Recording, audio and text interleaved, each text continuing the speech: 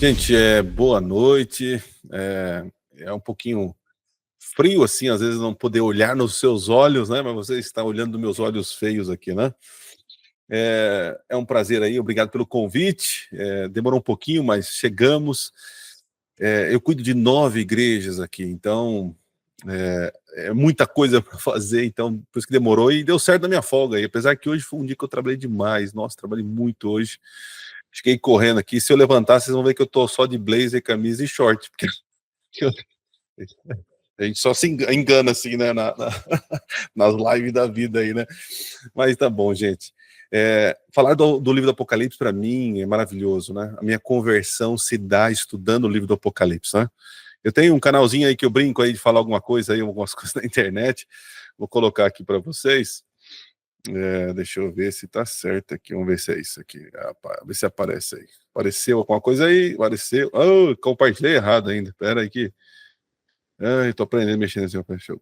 Interromper. Aperta aqui. Janela. Apresentação de slide. Esse aqui, ó. Vamos ver. Agora vai. Aí, ficou certo. Agora ficou certo. Aí, a canetinha. Então, se vocês quiserem saber um pouco mais, tem vários vídeos, lives, né? A gente fez aí, tem um trabalho no YouTube, no Instagram, aí vocês podem seguir a gente lá, tá bom? Então, eu perguntei para o Tiago se vocês haviam estudado o Daniel, né? Porque Daniel é a chave para entender o livro do Apocalipse, né? Se você compreendeu bem o livro do Daniel, fica fácil acrescentar informações, né? Porque existe uma revelação, a gente chama de revelação progressiva, né? Desde lá, iniciando em Daniel, capítulo 2, tal, né? Então eu vou tentar recapitular algumas coisinhas aqui e nós vamos avançando. Também, se houver alguma pergunta, eu tenho dificuldade para ver a tela. Acabei de falar para o Tiago que o meu monitor está queimando, né? Mais um gasto aí que eu nem sei como que eu vou arrumar, mas eu não consigo enxergar vocês. Eu estou parecendo Paulo, né?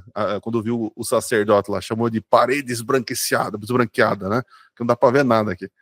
Mas vamos lá. Aí vocês chamam o Tiagão aí e ele dá um toque para nós aí. Aliás, Tiago é o que não falta aí na sala, né? Rapaz, tem Tiago para todo lado aí. Beleza, vamos lá. Eu começo a ficar nervoso, eu falo mais que com os cotovelos aí, gente. Então vai, beleza, apertar o botão. Olha lá. Pô, é uma série que eu tenho lá no meu canal, Apocalipse Agora, vocês podem assistir. Esse material aí, PowerPoint, tá? Se vocês quiserem, eu mando para vocês, usem, abusem aí, tá bom? Pode passar na igreja, beleza. Muito bem, vamos recapitular. A revelação, então, ela é progressiva, né? Quando eu falo que é progressiva, a luz que é dada, ela nunca vai contra aquilo que foi revelado, tá? Também só para a gente entender um pouco melhor, não é que a verdade é progressiva, a verdade é a verdade, né? Ela é absoluta, mas o conhecimento sobre essa verdade, ela vai ampliando, entende? Então sempre há um acréscimo. A teologia diz que a revelação ela é acumulativa e progressiva, beleza? Muito bem. Vamos lá. As profecias se cumprem no decorrer da história. Isso na teologia nós chamamos de historicismo, né? Existe o preterismo, a escola de interpretação, que entende que o Apocalipse e as profecias todos foram no passado, né? Isso foi a teologia católica que veio com essa ideia, né, de interpretar as profecias, entendendo que tudo no Apocalipse já se aconteceu e só falta a volta de Jesus. Também existe uma outra escola de interpretação chamada futurismo, né, que entende que é tudo no final, tudo vai ser lá na frente, né? Nós, adventistas, entendemos que as profecias se cumprem no decorrer da história, né? É o historicismo. Tem também outra escola de interpretação, né? Tem o idealismo. O idealismo vai olhar o Apocalipse como algo mais devocional. É mais ou menos assim, tá? Nós não temos tanto é claro, nós fazemos aplicações, tiramos a palavra de Deus, principalmente o Apocalipse para nós, né? Mas existe uma verdade ali, existe um objetivo nas profecias, né? E a gente entende que esse objetivo eles são cumpridos no decorrer da história. Só lembrando em Apocalipse que chifre em profecia são símbolos de reino e poderes, né? Vocês vão ver esses símbolos se repetindo, né? E sendo ampliados no Apocalipse. E também o Daniel fala sobre um chifre pequeno que atuou na história por 1.260 anos, né? Nós cremos que esse período começou no ano 538 a 1798. Ali conhecemos e chamamos como supremacia papal, onde esse poder reinou soberano e fez o que quis e deitou a verdade por terra, né? Depois nós temos a restauração da verdade, que começa no tempo do fim. Nós entendemos que é em 1798, né? Quando o Papa Pio VI é preso, a Revolução Francesa, aquela coisa toda lá, né? Muito bem. Também em Daniel nós vimos sobre o início da purificação do santuário celestial, que é uma resposta de Deus para trazer justiça ao seu povo, né? Então, nós temos ali o início da purificação do santuário e Deus trazendo justiça para o desencadear dos eventos finais, né? Muito bem. E Jesus, em 22 de outubro de 1844, inicia uma nova fase do seu ministério. Agora, além de intercessor, ele passa a ser juiz, né? É um tema fundamental no livro de Daniel, que vai refletir em Apocalipse. Bom, quando a gente vai para o livro do Apocalipse, a gente vê um pouco diferente, né? A literatura apocalíptica, ela tem alguns teores, né? Por exemplo, a teologia apocalíptica, ela aponta para o escatom, para o fim, né? O Daniel também tem literatura, nós podemos considerar uma literatura apocalíptica, mas dentro do livro do Apocalipse, de Daniel, existem histórias, né? Histórias. O livro do Apocalipse, ele tem essa literatura apocalíptica porque ela é toda apontando para o escatom, né? Então ela tem ela é um pouquinho diferente de Daniel, né? Ela é mais, pode dizer, mais pura, né, em relação a profecias para o fim, né? Então vamos lá, ó, quando você olha para o livro, você vai entender o seguinte: existe ali correspondências, né? Olha que interessante. Nós temos ali as 7 igrejas, né, falando sobre Cristo aconselha a sua igreja que se encontra espalhada por várias cidades. Aí lá em Apocalipse 21, Cristo recompensa a sua igreja, que agora desfruta a paz e se encontra reunida numa só cidade. Existem paralelos, cara. Olha que interessante. Cristo e os 7 candeeiros. Cristo é a lâmpada eterna. Então existe essa correspondência. É maravilhoso isso, né? Interessante que no Apocalipse não tem coincidência, tá? Não existem coincidência. Costumo dizer que existem Jesuscidência, tá? Tudo tem um propósito. A estrutura do livro não é de qualquer jeito, né? A gente imagina João escrevendo de qualquer jeito, lá escreveu, teve a revelação, tal, mas não é bem assim. Até a maneira de colocar os blocos, ela tem importância, né? E tem um propósito. Então depois nós temos lá 7 selos, a correspondência, né, no capítulo 19, as 7 trombetas, as 7 pragas, né? As 7 trombetas é o juízo de Deus ao longo da história com misericórdia. Após o fechamento da porta da graça, nós temos as 7 pragas, que agora não tem graça, né? Agora é sem misericórdia, né? E temos outra estrutura que é o grande conflito e o final, ali, a destruição desse poder que se levanta contra o povo de Deus, né? Essa é uma das formas de dividir o livro. Existem outras, né? Vou apresentar uma outra aqui também que é interessante, né? Que é a estrutura quiástica. A Bíblia toda, a literatura judaica gosta de escrever assim, né? Nós brasileiros, né? Na nossa literatura, a gente muitas vezes quando está escrevendo, a gente fazemos rimas, frases que combinam uma com a outra em sequência. Já os judeus, eles têm uma forma quiástica. O que é essa forma? Olha, interessante, existe o prólogo, que é o início, que também vai bater com o epílogo, a parte final. Então, a parte A do livro corresponde à segunda parte, a última parte do livro. Aí, a segunda parte do livro, Promessas para um Vencedor, que vai do capítulo 1 ao capítulo 3, e nós temos agora o cumprimento das promessas para o vencedor, que é no capítulo 21 e 22. Olha que legal. Depois a terceira parte, que é a parte C, podemos chamar, que é o trabalho de Deus para a salvação da humanidade, lá na parte C2, posso dizer assim, né? O trabalho de Deus para a salvação da humanidade completo, está completo. Olha a correspondência. Nós temos a ira e a misericórdia de Deus atuando juntas, aí depois a ira final de Deus destituída de misericórdia. Ó. Depois nós temos o compromisso de João para profetizar, né? Ali de anunciar, né? E nós temos a igreja agora proclamando o evangelho nos últimos dias, que é o capítulo 14, vocês vão estudar as 3 mensagens angélicas. E no centro do livro, que aí nós entendemos que é o supra-sumo, né? É o que nós chamamos o grande conflito, né? Quando João vê o santuário no céu, abre-se o véu ali, aquele momento, e ele vê a Arca da Aliança, né? E ali é o centro do livro, que é do capítulo 11, verso 9 a 13, verso 18. Beleza? Entenderam essa questão de estruturas aí e tal? Agora, outro resuminho que eu fiz aqui, que nos ajuda a ter uma visão panorâmica, né? Para você entender o livro, eu vou falar o que o meu pastor de Apocalipse falou na faculdade, né? Ele falou assim, ó, leia, leia, leia, leia. E eu lembro de uma semana, né? A gente tinha que apresentar um relatório, eu li 20 vezes, né, o livro do Apocalipse. E quando você lê várias vezes, aí a cabeça começa a absorver e você começa a entender repetições, estruturas.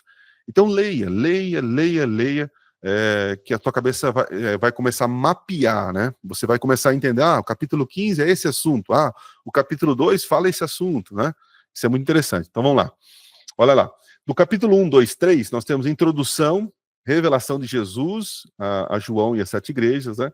Cena do primeiro século, realidade das igrejas que se repetirão ao longo da história até a volta de Jesus. Capítulo 4 e 5 temos Deus sendo entronizado, né?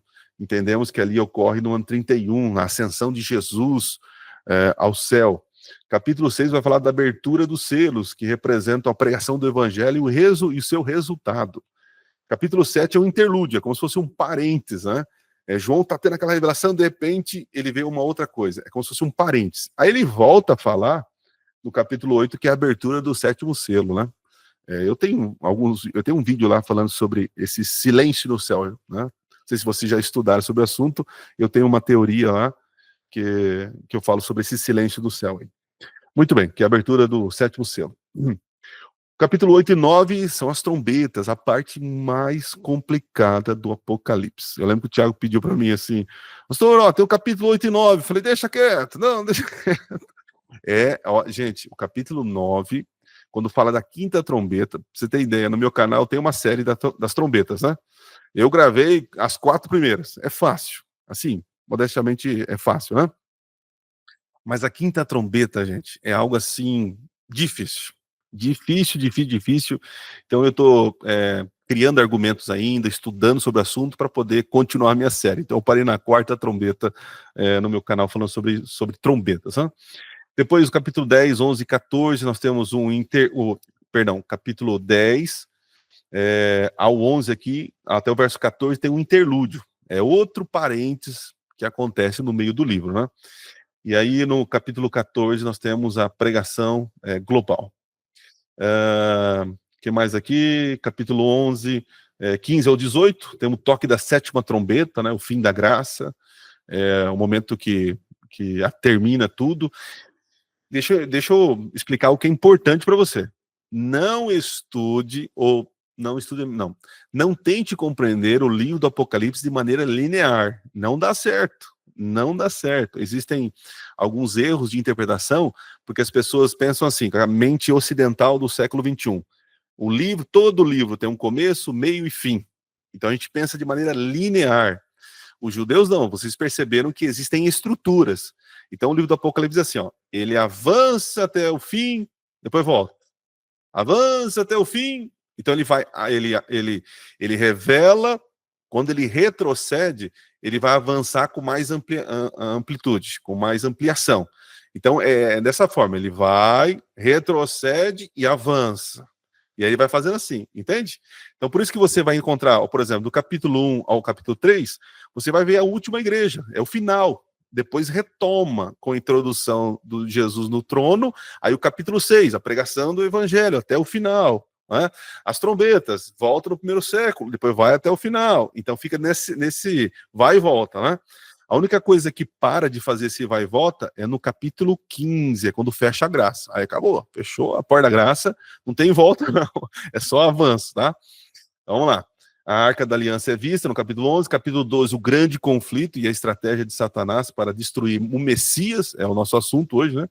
E o remanescente. Capítulo 14, enquanto o povo de Deus é perseguido no tempo do fim, o que ele faz? Fica chorando, choramingando, se escondendo, como muitos, vamos se esconder. Não, prega o evangelho. A nossa função, ou o que Deus nos chamou, não é para fugir de perseguição, é para pregar o evangelho. Né? Eu vejo muitas pessoas preocupadas com perseguição, né? Esquece isso. Pense no teu propósito. Você foi chamado para pregar a verdade de Deus, né? Então, pense nisso. As 7 pragas e o fechamento da porta da graça. A meretriz é apresentada, né? Babilônia. Depois, como é destruída, como vai ser destruída a Babilônia. Capítulo 19, aí temos a volta literal de Jesus. Fantástico. Capítulo 20, a prisão de Satanás e o milênio. Capítulo 21, a nova Jerusalém é apresentada. E capítulo 22, palavras finais. Tá? Então, uma estrutura que eu montei aí de maneira simples, né? Eu não sou um design gráfico, mas eu tentei aí fazer de uma forma que vocês compreendam. Tá? Então, vamos lá. Vamos ao que interessa de hoje, que é o capítulo 12 de Apocalipse. Diz o seguinte, os primeiros versos, ó. Presta atenção nos detalhes, nos adjetivos, no substantivo, ó. Viu-se grande sinal no céu, a saber, uma mulher vestida do sol, com a lua debaixo dos pés, e uma coroa de 12 estrelas na cabeça. Achando-se grávida, grita com as dores de parto, sofrendo tormento para dar à luz. O capítulo 12, então, João olha e entenda uma coisa, ó.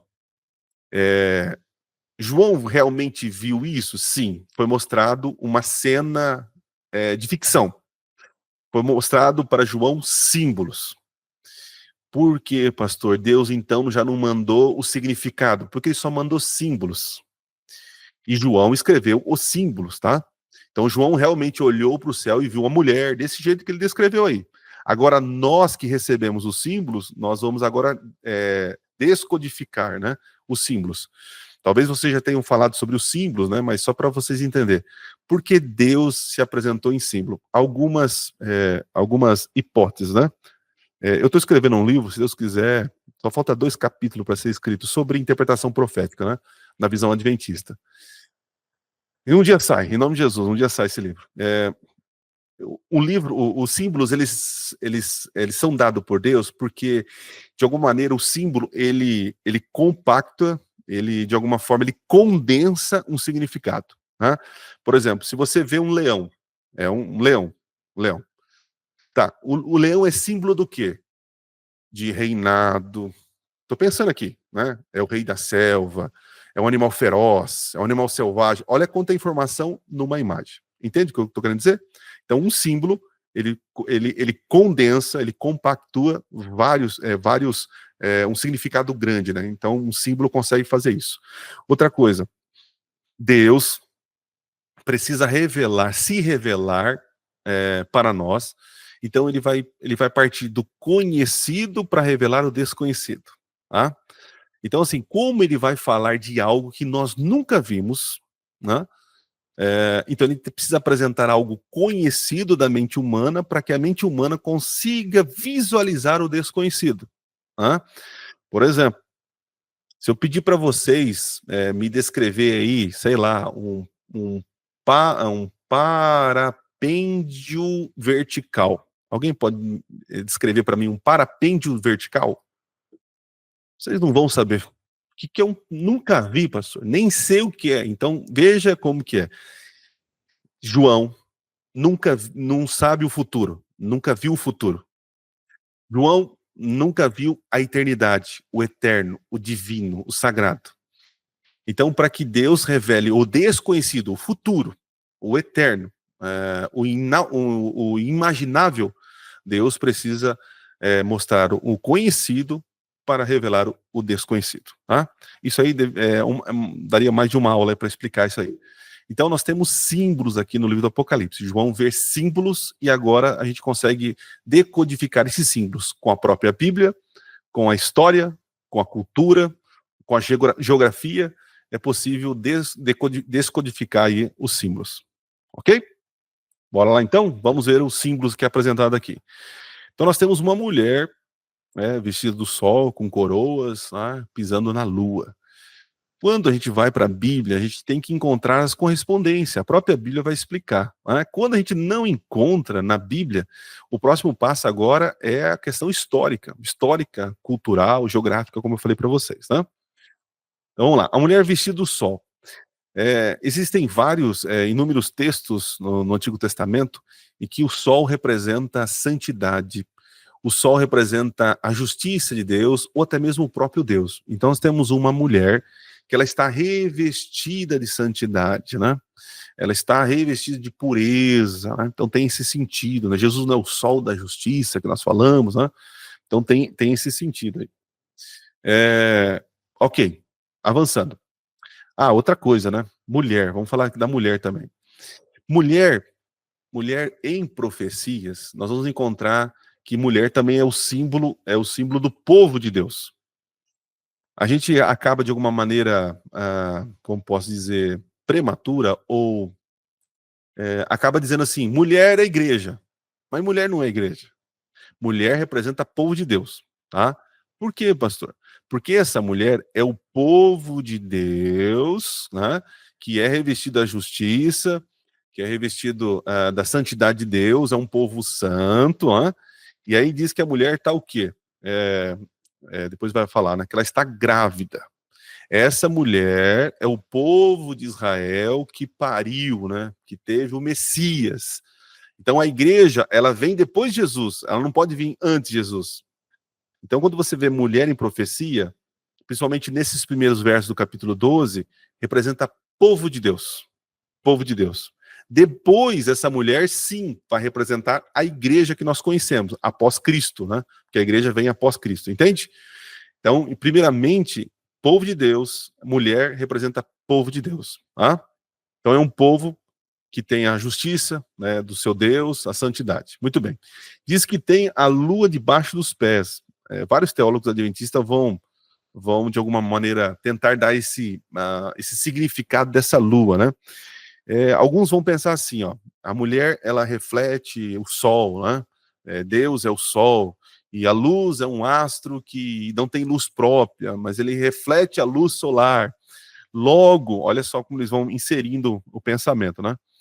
Logo essa mulher, ela pisa na lua porque a sua base está sobre algo que reflete o caráter de Deus, que reflete a luz de Deus, reflete a revelação de Deus. Então, alguns teólogos vão dizer assim, que essa lua representa as cerimônias, os sacrifícios que eram feitos, que representava Cristo. Alguns teólogos vão dizer que esta lua embaixo dos pés é a palavra de Deus, que reflete a luz, o caráter de Deus. Então, esse povo, revestido de santidade, tem como base a palavra de Deus, os sacrifícios e as cerimônias que anunciava o Cristo, né? Então, existem essas possibilidades. Eu não vou dizer assim, é isso e aquilo, né? Mas para vocês pensarem um pouquinho, por ela estar pisando, né, é a sua base. E a sua base é um astro que reflete a luz do sol. Então, ela não tem luz própria, ela reflete algo. Então, esse povo, revestido de santidade e justiça de Deus, tem como base a palavra de Deus, a cerimônia e o sacrifício que aponta para Cristo, né? Então, assim, existe um conjunto, uma redundância de informação aqui, tá? Então, vamos lá. Lembrando que os símbolos, é importante que você não tente entender ele isoladamente, né? É um conjunto, é uma mulher, ela tá completa, vestida, com coroa e pisando na lua. Então, é um conjunto, né? Ó, diz que tem 12 estrelas, olha que interessante. 12 estrelas, quando você vai em Gênesis, você vai encontrar lá, lembra o sonho de José? Lembra o sonho de José, que tinha o sol, lembra? A lua, lembra? E as 12 estrelas, que a estrela se curvavam, lembra? Que se curvavam, depois teve os feixes, mas ali aparecem as estrelas. Então, a coroa que ela está usando aqui é a coroa Estéfanos, né? É a coroa de vitória. No grego existem duas palavras para coroa, né? Coroa diadema, que é uma coroa real que se coloca no rei, né? E a coroa Estéfanos, e a que ela está aqui é a coroa Estéfanos, né? 12 é o simbologia do povo de Deus, os 12 patriarcas, os 12 discípulos, os 12 apóstolos, né? O 12 é o povo de Deus. Tá vendo a redundância de informação? Mulher, povo de Deus, a revestida da justiça, tem como base o Antigo Testamento, as cerimônias, a palavra de Deus, né? É o povo de Deus. É o povo de Deus. Tá vendo? É um conjunto de símbolos. Muito bem. Ela está grávida, e aqui é muito legal, cara, muito legal, né? Porque a gente vai ver que quando nasce esse filho varão, é Jesus Cristo. E qual é o povo que deu o Messias para nós, né? Da onde veio Jesus? Veio dos judeus, né? A lei veio da onde? Dos judeus, dos hebreus, no caso, né? Falando um pouquinho mais para trás, né? Então ela está grávida. E olha que legal, grita com dores de parto. Se você vai no Antigo Testamento, existem dezenas, centenas de profecias messiânicas anunciando, gritando para o mundo que o Messias estava chegando. Entende? Então aqui se grita com dores de parto, o Antigo Testamento, as profecias messiânicas dizendo, o Messias está vindo, o Messias está vindo. Tá? Então sai do povo de Deus o Messias. Estão comigo? Só dá um joinha se está tudo certo. Aí, tô vendo o dedinho, beleza. Tormento para dar à luz. E aqui a gente já começa a encontrar um marco temporal. Isso é importantíssimo, tá? Eu dei o nome de marco temporal, né? Não li sobre isso, não vi na literatura, mas eu dei o nome de marco temporal.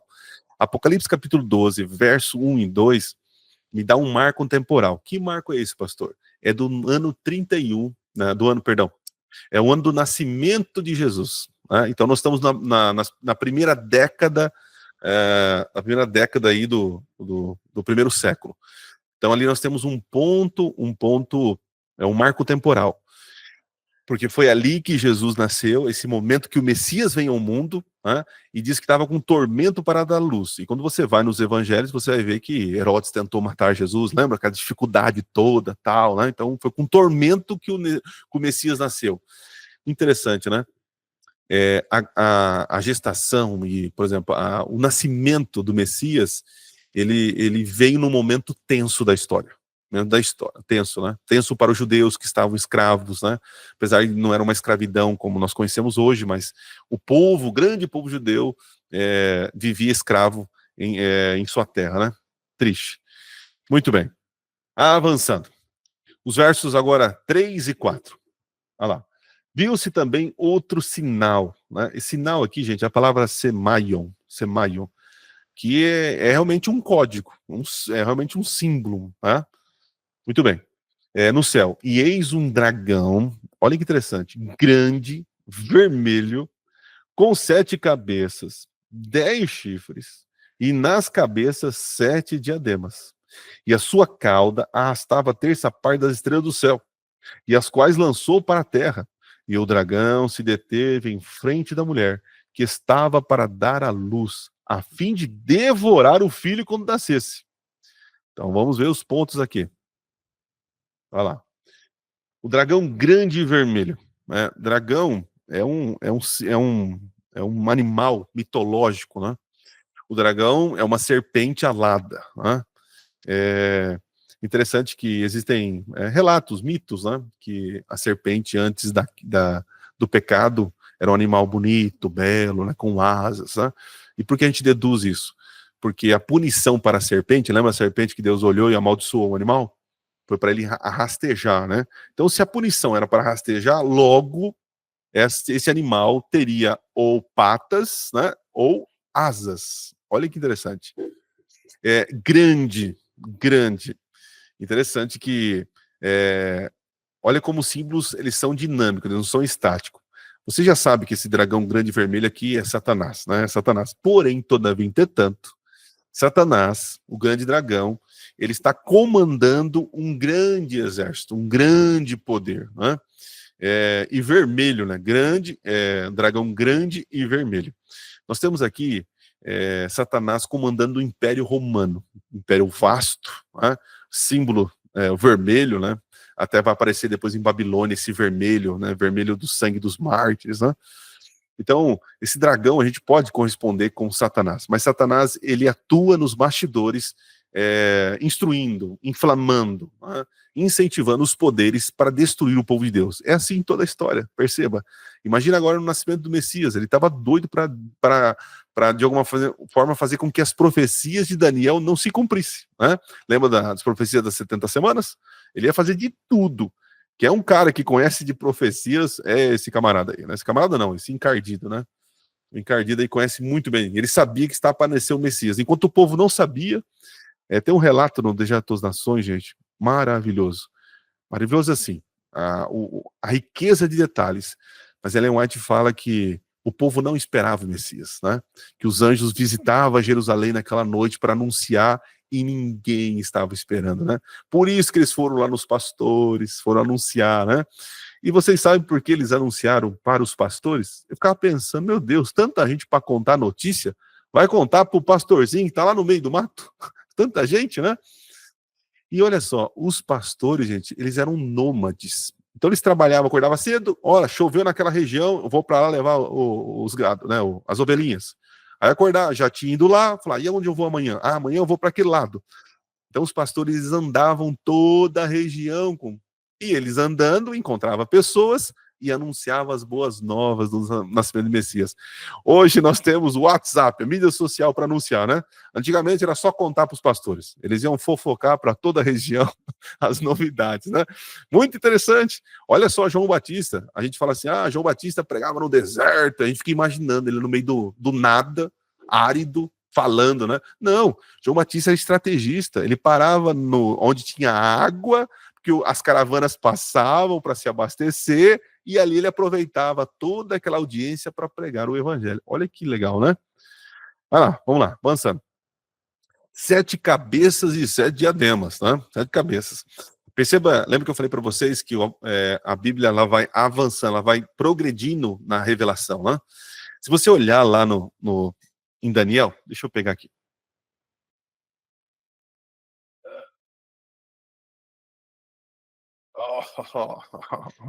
Eu não consigo enxergar, eu acho que vocês estão vendo aí, né? Aqui é o capítulo 13, né? Mas tem aqui, ó, não é o dragão, esse aqui é a besta que sobe do mar, é o capítulo 13, tá? Capítulo 13, estão vendo aí? Então, aqui tem 7 cabecinhas, né? 7 cabeças. E por que? Interessante, ó, 7 cabeças num animal só, tá? Num animal só. Mas da onde vem essas cabeças, pastor? Opa, bora lá explicar para vocês. Rapidinho aqui, ó. De forma didática. Minha filha é doida para pegar isso aqui. Vamos lá. Primeiro temos a cabeça do leão. Lembra do leão? A cabeça, ó, uma cabeça do leão. Uma cabeça do leão. Duas com a cabeça do. Lembra do urso que sai lá? O ursinho, beleza? Agora 2 com mais. Colado. Lembra do leopardo? Quantas cabecinhas tem? 4, né? Lembra? Então são 2, 4, 6. E, claro, o animal terrível e espantoso, né? Com uma cabeça. Então são 7 cabeças. 7 cabeças, tá? Por isso é 7 cabeças.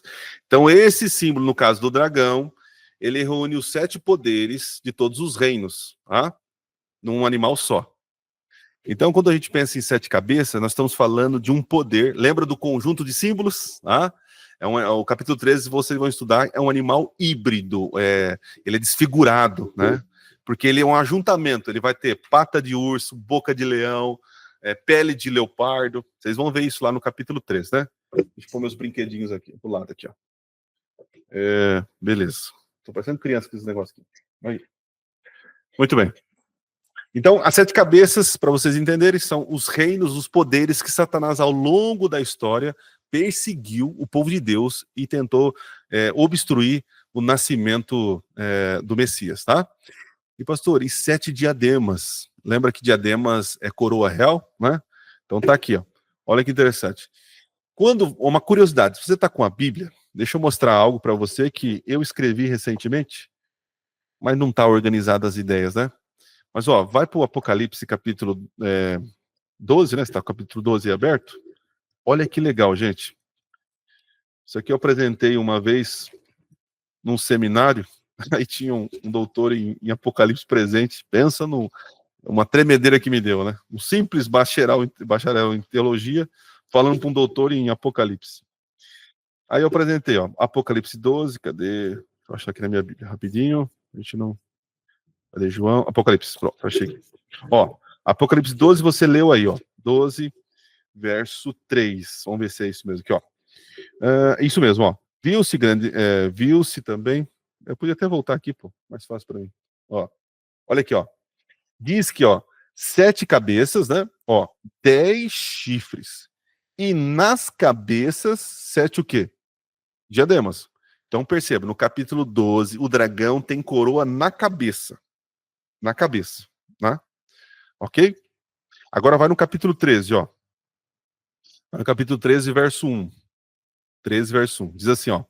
Vi emergir do mar uma besta que tinha 10 chifres e 7 cabeças. Olha lá, bem parecido. Porém, todavia, entretanto, diz assim, ó. Sobre os chifres, que tinha nos chifres? Diademas. Pastor, tem diferença? Tem. Primeiro, o dragão está na cabeça, a coroa. Agora, no capítulo 13, não sei se dá para enxergar aqui, ó. A coroa está no chifre, tá vendo aqui, ó? No chifre, tá vendo? Tá vendo?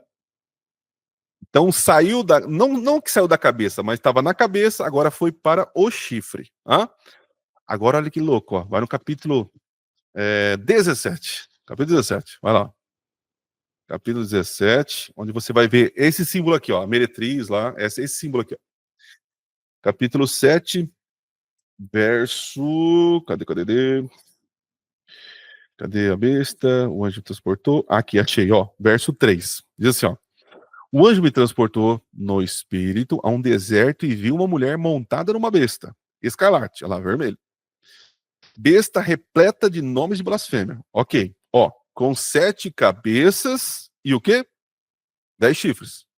Pergunta: cadê os diadema? Cadê as coroas? Não tem coroa. Não tem coroa. A coroa sumiu. Pastor, por quê? E aí é onde eu tento explicar. No capítulo 12, o dragão, cada cabeça representa um império. Um império. O reinado de Babilônia, uma cabeça. A coroa está sobre a cabeça, o rei Nabucodonosor. Entende? No capítulo 13, a coroa está no chifre. Não são mais governos, como posso dizer, mundiais. Mas são 10 reinos que se fragmentam e têm a sua coroa. São os 10 chifres. Vocês vão estudar no capítulo 13. Estão pegando o raciocínio? Capítulo 12, o dragão representa, cada cabeça tá a coroa, que é Babilônia, Medos Persas, são reinados gigantescos, entendeu? Já no capítulo 13, que a coroa está no chifre, são os 10 reinos, né? Os 10 reinos que se fragmenta do animal terrível espantoso, ou de Roma, né? Fragmenta, e agora cada um se torna um reino, e tem a sua monarquia. É a monarquia, posso falar, tá? Quando você vai no capítulo 17, que está falando sobre o tempo do fim, não tem diadema, sabe por quê? Porque agora não é poder monárquico, não é um rei que governa, mas são poderes políticos que não tem coroa. Entendeu? É muito louco isso, tá? É um detalhe aqui, não sei se faz diferença para você, mas assim, espetacular. O capítulo 17 está falando de um poder místico atual dos nossos tempos, tá? Não tem coroa, não tem, é um poder político agora. Não é esse poder monárquico, né? Muito bem. Então vamos lá, avançar aqui, senão eu me empolgo aqui e vai ficar até meia-noite aqui. Bom, os 10 chifres, né, que representam poder, reinos e rei, né? A sua cauda, quando você vai para Isaías 19, verso 7 ou 7, 19, diz que cauda significa engano. Engano, tá? Então esse dragão, com seu engano, ele arrastou a terça parte das estrelas, das estrelas para a terra. Aqui, gente, nós temos também um marco temporal, né? Que marco temporal é esse, pastor? Quando foi que um dragão, com sua astúcia, engano e mentira, arrastou os mensageiros, a terça parte dos mensageiros, estrela também pode ser traduzida como mensageiro, para a terra? Em que momento foi isso? Foi aquela expulsão que houve no céu. Lembra no céu? O Lúcifer foi expulso com seus anjos? Então, aqui em Apocalipse, capítulo 12, verso 4, nós temos um marco temporal de uma primeira expulsão que houve no céu. Por que está falando, pastor, de primeira expulsão? Porque vai ter a segunda expulsão. Vai ter a segunda expulsão. Então, quando você falar sobre expulsão, lá no início, no princípio dessa batalha no céu, que foi expulso o dragão com os anjos, Apocalipse 12, verso 4, Ezequiel 28, Isaías 12, 14, 14, 12, 13, assim, né? Sempre confundo aí. Mas é isso. Muito bem. Avançando então, vamos lá, vamos avançar aqui. No verso 5 diz assim: nasceu-lhe, pois, um filho varão, que há de reger, olha interessante, todas as nações, com cetro de ferro. E o seu filho foi arrebatado para Deus até o seu trono. Aqui também temos um marco temporal. Quando foi que esse filho varão nasceu? Primeira década do primeiro século, certo? Jesus. E quando foi que ele foi arrebatado para o céu? No ano 31, quando ele ressuscita, lembra? E ele vai para o céu. Tá vendo onde Apocalipse 12 está falando do período do nascimento de Jesus, mas também está falando sobre situações do passado, daquela expulsão de Satanás do céu. Tá? Muito bem, avançando. Vamos lá. Então nasceu o filho varão. Né? O filho varão é Jesus Cristo, nós entendemos, né? O nascimento de Jesus. Reger as nações com cetro de ferro. Aqui é um costume, gente, é um costume da monarquia do passado, em que quando era empossado o novo rei, ele colocava-se a coroa, né? E era dado para ele um cetro de ferro, né? Por que cetro de ferro? Porque na época era o, o material conhecido como algo forte, resistente, né? Hoje nós sabemos que tem outros materiais que não minérios, né? Minérios que é mais forte que o ferro. E eles faziam o quê? Eles colocavam vasos ou jarros de argila, de barro, né? Aí o rei, empossado com cetro de ferro, sabe o que ele fazia? Ele quebrava os vasos, quebrava ele, né? O que representava? O seu poder, né, sua justiça, a força do seu poder, e os vasos representavam seus inimigos. Então, seus inimigos cairiam por terra, seriam destruídos pela força e o cetro do rei, né? Então, é essa a ideia, ok? E mais? Foi arrebatado até o trono de Deus, né? Como eu falei na ressurreição de Jesus aí, quando ele sobe ao céu. Tá avançando. Viu o nosso tempo? Opa. A mulher, porém, fugiu para o deserto. Agora vem aquela perguntinha. Lembra que no início a mulher, vestida do sol, representava quem? Israel. Ok? Agora, essa mulher que foge depois de ter parido o Messias, parido é até uma coisa feia de falar parido, né? Mas nasceu, deu a luz, deu a luz, né? Agora, essa mulher, gente, já não é Israel. Essa mulher quem é? É a igreja. Agora faz sentido a igreja. Entende? É só uma questão de semântica aí. A mulher, porém, fugiu para o deserto, né? Um lugar inabitado, onde lhe havia Deus separado lugar para que nele sustentem durante 1260 dias. Vamos analisar isso. Então a mulher foge para o deserto. É interessante que é um lugar vazio, né? Em Apocalipse 17, verso 5, diz que águas, mar, significa povos, nações, lugares habitados, né? Lembra que os animais que eles saem da onde? Eles saem do mar, né? Dos povos, das nações, dos poderes, né? Então, se a mulher foge para o deserto, esse grupo, essa pessoa, os cristãos, o povo de Deus, eles se refugiam em lugar inabitável, em lugar que não tem acesso, né? Ela foge, diz aí, né? O que mais? Deus protege por 1260 dias a igreja. Lembra do período lá ai, caramba. Tempos, metade de um tempo. Aí Apocalipse 13 vai aparecer 42 meses. E aí tem 3 anos e meio. São símbolos do mesmo período, né? São 1260 dias, que representa 1260 anos, né? Porque 3 anos e meio são 42 meses, 42 meses são 1260 dias, em profecia, dias equivale a um ano. Aqui, ó, aqui. Eu sabia que eu tinha colocado, tá? Então nós temos lá em Ezequiel e Números, da onde nós tiramos dia ano. Em profecia, quando aparece dias, nós entendemos que são anos. Então nesse período aqui, gente, que houve uma supremacia de perseguição contra o povo de Deus, que o povo de Deus estava escondido, onde a igreja romana se alinhou com o Estado, e ali teve atrocidades foram feitas, né? Nesse período de 1260 anos, Deus protegeu a sua igreja. Eu costumo dizer o seguinte, quando você pega a tua Bíblia, né? Você pega a tua Bíblia aí, ela é branquinha, escrita com palavras pretas, né? Tinta preta. Mas se a gente pudesse ver com os olhos da fé, a gente ia ver páginas e páginas ensanguentadas do sangue dos mártires. Né? A Bíblia chegou até nós graças à morte, o esforço e a dedicação desses homens que fugiram e mantiveram a verdade preservaram a verdade aí, né? Avancemos. Agora chegamos na batalha. Na batalha. Houve guerra, peleja no céu. Miguel e os seus anjos pelejaram contra o dragão. E também pelejaram o dragão e seus anjos. Todavia não prevaleceram, nem mais se achou lugar, se achou no céu o lugar deles. Foi expulso o grande dragão, a antiga serpente que se chama Diabo e Satanás. O sedutor de todo o mundo, sim, foi atirado para a terra. E com ele, seus anjos. Olha aqui, alguns detalhes aqui importantes, né?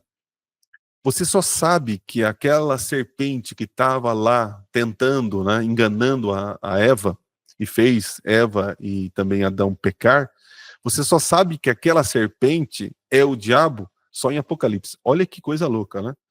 Você tem a informação de uma serpente, e aí em Apocalipse que você vai saber que essa serpente é o diabo. Né? O diabolos em grego significa aquele que foi lançado, né? Satã significa o acusador, né? Muito bem, ó, se chama diabo, o lançado, o atirado, né? E Satanás, o acusador. E o sedutor de todo mundo, né? Foi atirado para a terra. Vamos analisar isso. Encontramos aqui, então, a batalha no céu. E aqui, gente, lembra que eu falei que existe uma expulsão, aquela primeira no início? Agora nós temos a segunda expulsão. O que é isso, pastor? De acordo com Apocalipse 2, 7, 9, 10 e 11 que nós vamos ler, quando Cristo ele morre na cruz do Calvário, e ele sobe ao céu e ele é entronizado, o rei do universo, é nesse momento que houve uma segunda batalha, né? É agora que Satanás não tem mais representatividade, né? Infelizmente, olha, antes da cruz, o representante do ser humano no céu, sabe quem era? O encardido. O encardido. Mas quando Jesus é entronizado, ele ganha agora, ele nos representa diante do Pai. Olha que coisa maravilhosa. Né? Diz que foi expulso o acusador, a gente vai ler, né? Satanás, ele acusava você, não, eu não, né? Mas acusava os outros, nossos irmãos, diante do Pai. Hoje, olha que louco isso, vou dizer para vocês. Nem Satanás hoje tem autoridade ou relevância para te acusar diante do Pai. Só que tem irmãos que acabam acusando os irmãos e fazendo o papel de Satanás, que ele nem tem mais autonomia para isso. Entende? Hoje é como se Deus não desse trela, ou bolas, ou ouvidos para Satanás, porque ele é um ser derrotado. A cruz do Calvário, ela mostrou para o universo que Deus tinha razão, que a lei de Deus é possível ser fiel e guardar a Deus, e que Satanás, o acusador, não tem razão em nada. Então hoje Deus não ouve Satanás. Você nem conversa com Satanás, né? Às vezes a gente cria tanto a teologia é incrível como muitos cristãos têm medo de Satanás. A gente dá muito crédito e muita autoridade para quem não tem, gente. É um animal, uma besta que foi derrotada na cruz do Calvário. Então pare de ficar dando crédito. O Satanás me tentou. É porque o encardido fez isso. Não é besteira. Muitas vezes a gente peca porque a gente não presta mesmo, a gente gosta de fazer o que não presta, né? Então, Satanás é um ser derrotado, né? Miguel e seus anjos. Não tenho tempo para explicar para vocês, mas Miguel a gente entende, crê que nós adventistas acreditamos. Até fiz um vídeo recentemente aí, deu uma polêmica aí, mas explicando, né, biblicamente que o arcanjo Miguel é Jesus pré-encarnado, ou é a representação de Cristo em batalha, né? É como se fosse assim, gente. Não existe batalha entre Deus e Satanás. Não existe. É como se fosse um elefante brigando com uma formiga. Não existe. Para ter batalha, precisa pelo menos de 2 impérios ou 2 seres iguais, correspondentes, certo? Não tem como ter batalha em alto nível com pessoas baixo nível. Não existe batalha, existe massacre. Então, olha como Deus é justo. Olha que coisa assim, maravilhosa demais, né? Se Deus pensar em guerrear com Satanás, Satanás perdeu. Não existe batalha. Mas até nisso Deus é justo. É como se fosse assim, imagina o Tiago aqui versus o Tiago 2, o Tiago 1 e o Tiago 2. O Tiago 1 é saradão, lutador de MMA, é o cara boxeador mundial, e aí vai lutar com o outro Tiago 2, que não tem as pernas, e é fraquinho, é aleijado. Aí vai ter luta, e vai ter massacre, destruição, entende? E sabe o que Deus fez? É como se Deus arrancasse os braços ou as pernas para poder lutar de igualdade contra Satanás. É muito louco, por isso que Jesus, ele veste a armadura do arcanjo Miguel, e aí Satanás é expulso, né? Olha que coisa louca, Jesus, ele luta em batalha com Satanás, com o nível de Satanás. É meio filosófico que eu estou falando para você, mas eu vejo que Deus, ele até na batalha, ele é justo, né? Então acreditamos que quando Jesus entra em batalha, porque quando Jesus morre, gente, Satanás de alguma maneira pensou que ele tinha ganhado o negócio. Agora eu provei para o universo que estou certo, né? Só que quando ele sobe ao céu para receber toda a autoridade agora, quem está sendo entronizado no céu? É Jesus. E vocês acham que Satanás ia sair do céu, que anos e séculos representando a humanidade, porque ele tirou da autoridade de Adão e Eva quando fez eles pecarem? Você acha que ele ia falar assim, não, tá bom, tô saindo, beleza? Não, houve pancada, eu acredito, houve pancada, entendeu? E foi expulso. Agora, olha só o detalhe, ó, e aqui eu quero terminar, tá? Foi expulso do céu e atirado para a terra. A resposta tá aqui, ó, tá? De tudo isso que eu tô falando, é só continuar lendo o verso e vocês vão perceber, ó.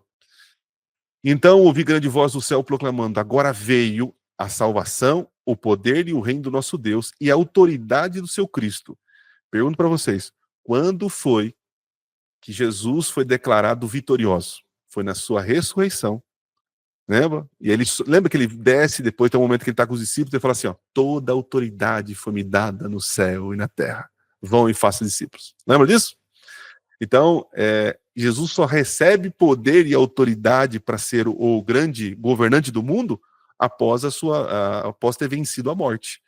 Então, por isso que a expulsão, nós acreditamos que essa segunda expulsão, essa batalha aqui do verso 7, 9, 10, 11, 12, foi após a cruz, ó.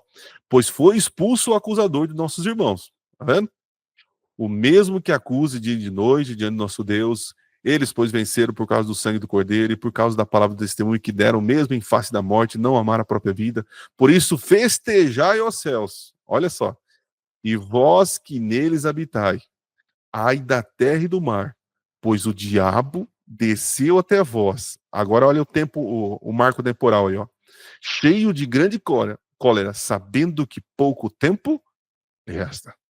Então, depois da cruz do Calvário, depois da ressurreição de Jesus, a entronização, Satanás foi colocado um prazo de validade nele. E pouco tempo resta para ele. Pouco tempo resta para ele.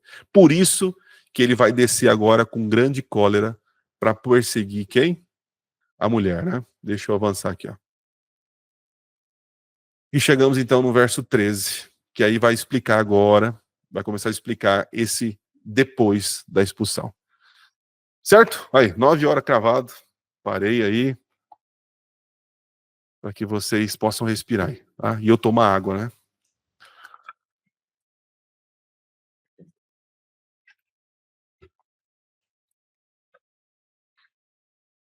Thiago, tudo certo?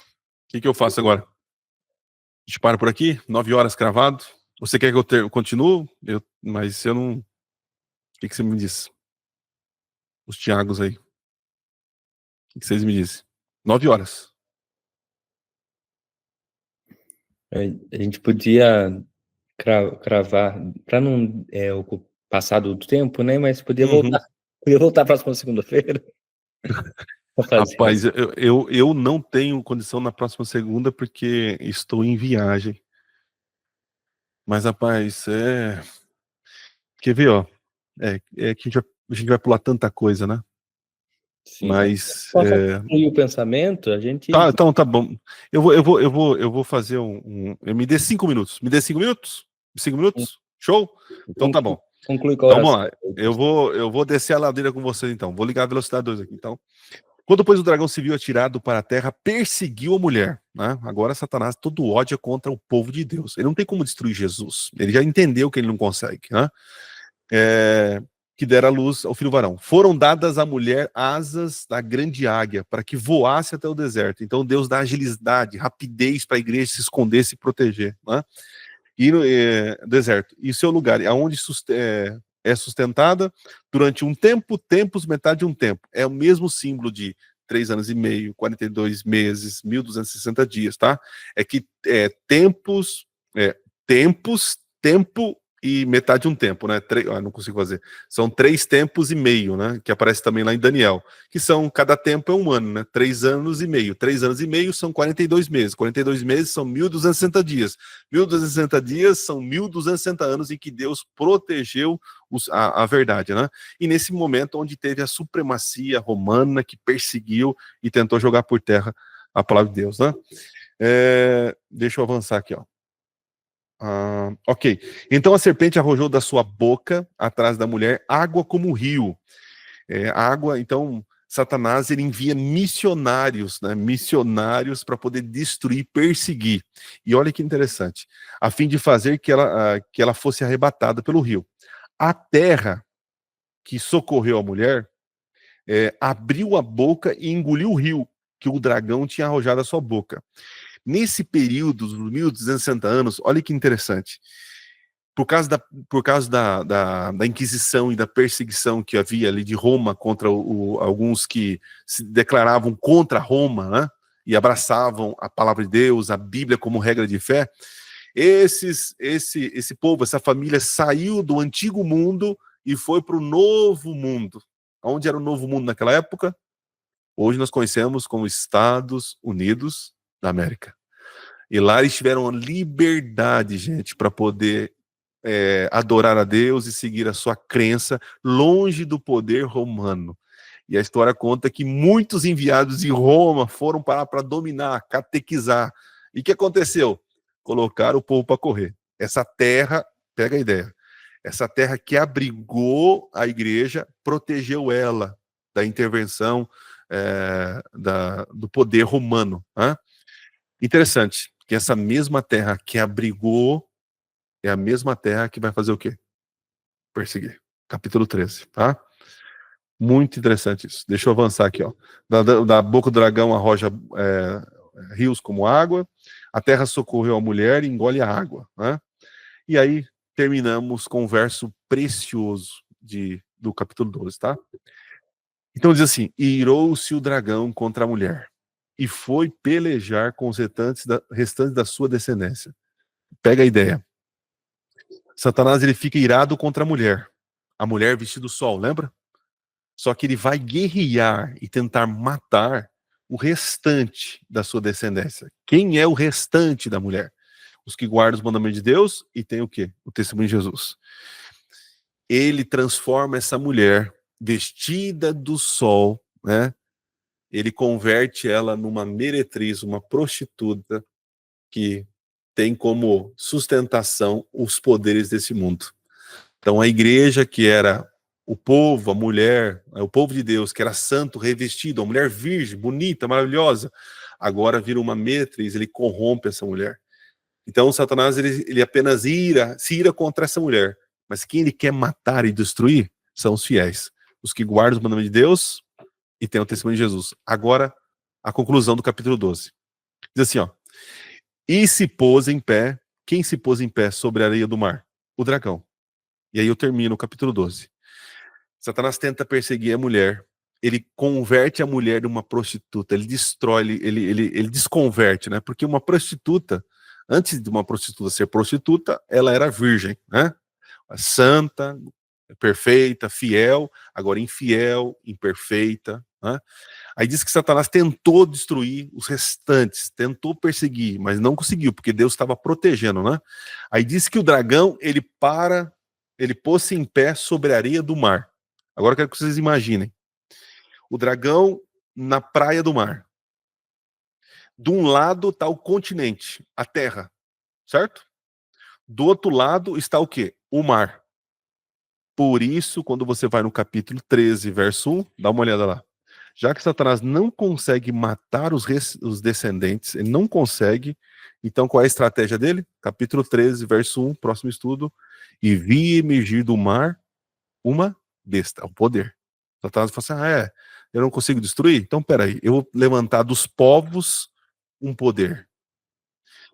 Que tinha 10 chifres, 7 cabeças, tal. Agora capítulo 13, verso 11. E diz o seguinte na minha versão, ó. E vi ainda outra besta emergir da onde? Da terra. E onde que a igreja estava se escondendo? Na terra. O poder do mar, poder da terra, se unem. E agora, no capítulo 13, eles vão destruir, tentar matar, aniquilar o povo de Deus. Entende? Capítulo 13. Próxima temporada aí. Beleza? Consegui. Desci a ladeira. Bênção de Deus, pastor. Muito obrigado pela sua participação. Opa! E para encerrar com uma oração? Bora lá. Oremos. Maravilhoso Deus, nós queremos te louvar porque hoje a gente olha sofrimento, tristeza, frustração, tantos problemas. Só que a gente, quando olha para a tua palavra, a gente percebe que já existe um vitorioso, Jesus Cristo. É ele que tem o controle da história. E apesar do nosso sofrimento hoje, nós já sabemos, temos um spoiler do final. O spoiler do final é que Jesus, sendo vencedor, nos tornará vencedores. Que cada um aqui que assistiu a aula, que vai assistir, entenda isso. Em Cristo Jesus, nós somos mais que vencedores, porque o inimigo já é derrotado.